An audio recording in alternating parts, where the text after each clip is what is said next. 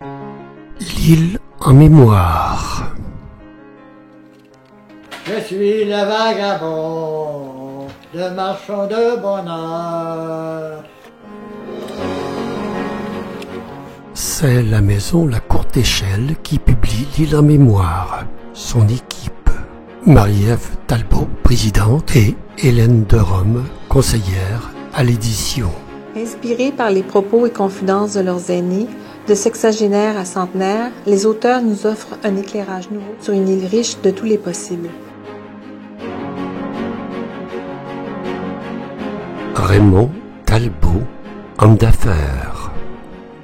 L'île en mémoire, des moments d'histoire de cette île, l'île Jésus. Différentes histoires qu'on ne connaissait pas, qui sont fort intéressantes à découvrir. Si les 5 religieuses n'avaient pas passé ce pont, eh bien, il n'y aura pas de congrégation des Sœurs des 5 heures au Canada.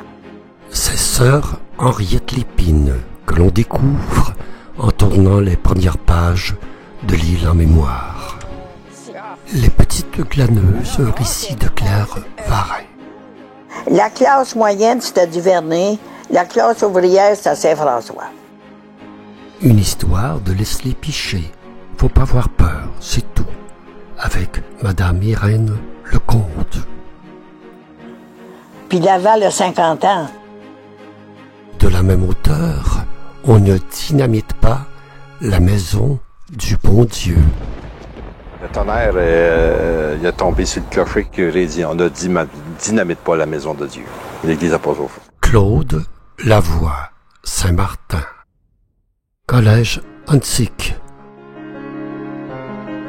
Département d'infographie. Les profs et les étudiants s'impliquent. C'est le seul département à la grandeur du Québec qui forme des étudiants en impression. Une contribution remarquable de l'équipe du Collège d'Antique pour rendre possible la publication de L'île en mémoire. Pourquoi j'ai choisi ce titre, L'île en mémoire? Pour la mémoire de ceux qui nous ont précédés, qui sont toujours vivants et qu'on veut honorer. 14 auteurs nous racontent 24 histoires.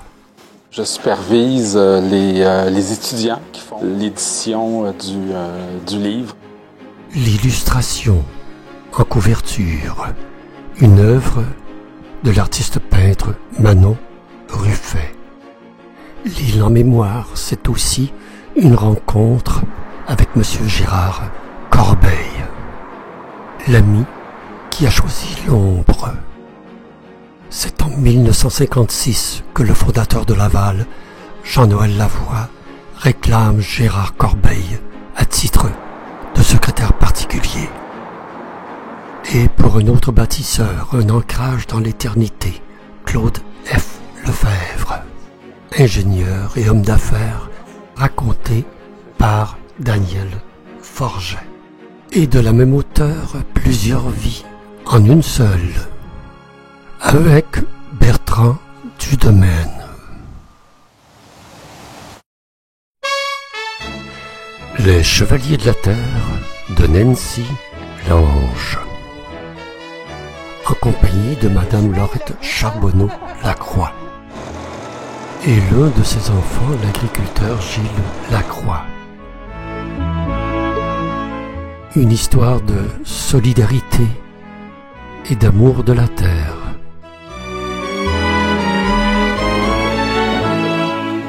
Sainte-Dorothée, 17 octobre 1944. Je suis toujours heureuse quand je vous vois venir les dimanches. La migration miraculeuse. Une autre histoire de Nancy Lange. L'arrivée en masse des vacanciers. Yvon Vaillancourt de Saint-François s'en réjouit encore. La frénésie, quand les gens de la ville venaient, nous apportaient. Ils nous apportaient beaucoup de choses et nous informaient sur beaucoup de choses aussi. Évidemment, les pique-niques qu'on faisait, c'était des moments qu'on appréciait énormément. C'était au temps où les choses intimes ne se disaient pas. À cette époque-là, les femmes parlaient entre elles, puis ils parlaient de choses intimes. Puis, il n'était pas question que des jeunes enfants soient mis au courant de des choses intimes. Le diable est sous le cap Saint-Martin, un témoignage recueilli par Dominique Boucher sur les fameux tailleurs de pierre. Le petit garçon Régent Paquette, fils et petit-fils de tailleurs de pierre. Vous rappelez-vous de Popeye, les avant-bras de Popeye? Mais c'est ça qu'il y avait, les gars. Et ils venaient fort malgré eux autres. Et puis voilà, puis ils tournaient. Un coup, un coup, un coup. Maurice Prévost. Quand j'étais jeune, quand j'allais à l'école, j'avais ma ronde de lait, comme on dit là-bas. L'auteur s'est aussi intéressé à un petit gars sérieux et l'histoire d'une auberge joyeuse. L'auberge des deux lanternes.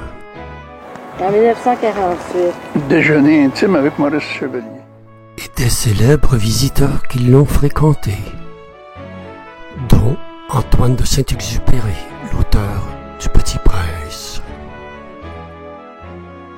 Il disait que quand il aurait fini son livre, il reviendra, mais il est tombé en mer avant. Les voisines de rivière de Rolande Boivin. Un moment de bonheur.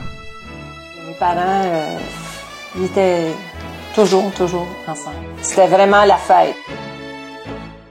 Elle a un grand sens de l'humour. Valentine, Valentine. Les têtes brisées comme un mouton. Un autre moment d'enchantement. Rolande Boivin rencontre le sculpteur Pierre Duprat, l'homme qui sculptait des loups. Louise Joubert, 1945. Il avait réaménagé l'étable dans le poulailler. Lettre à un furteur de l'île Jésus d'Aimé d'Andois. À lire un moment d'histoire.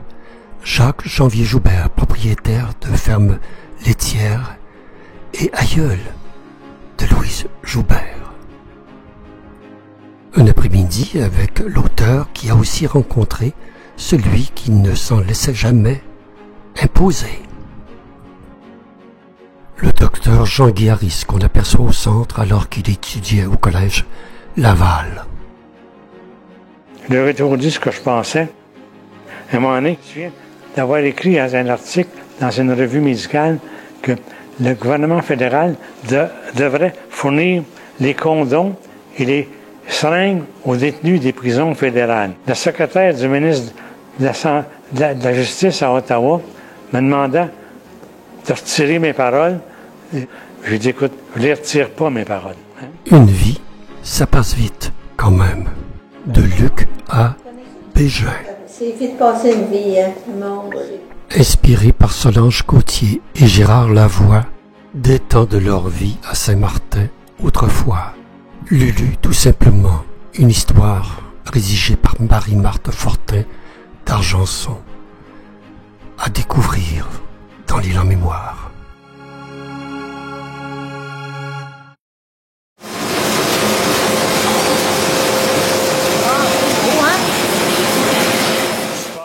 C'est Claire Varin, présidente de la Fondation Lavalloise des Lettres, qui a dirigé les auteurs.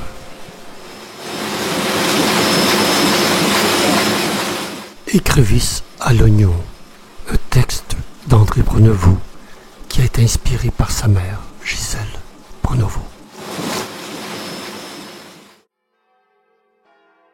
De reine des sports à sœur missionnaire.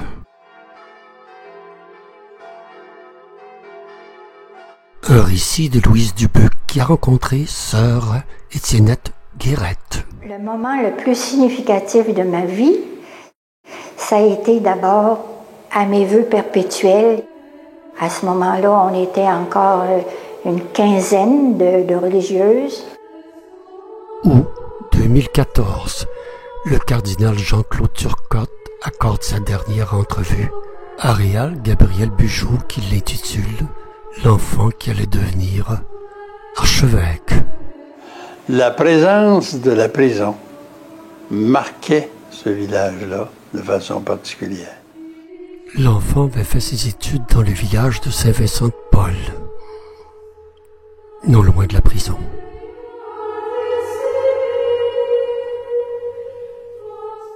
Rue du Pénitencier, 1923. Le fantôme de l'expropriation, raconté par Réal Gabriel Bugeaud. Le pénitencier de Saint-Vincent-de-Paul doit être agrandi. Lynn Goulet, aujourd'hui 90 ans, lui a raconté l'épreuve. Trois amis sur le chemin de la Lorraine, une histoire d'André Dard. Une amitié durable entre Jean-Jacques Roy, Marie Broulieu et Jacqueline Morin.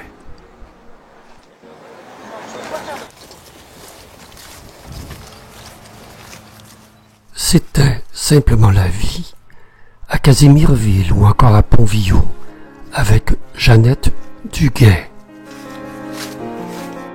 Parce que papa, où il livrait la glace, il y en a qui n'avaient pas les moyens de payer un bloc de glace. Dans le bois, c'est pareil. Non, il y avait beaucoup de pauvreté et de misère. Après avoir rencontré Madame Duguay, je sais presque tout de Casimireville. Aller de l'avant comme un train de Clairvarin. Un moment agréable avec un ancien inspecteur des caisses populaires, Monsieur Roger Bérubé. Je suis le vagabond, le marchand de bonheur. La bonne vie. C'est avec humour que Clairvarin a écrit les premiers mots de ce livre. Sur le pas de la porte, Wilfrid, vous ne me ferez pas déménager chez les Indiens. Bon chic, bon genre.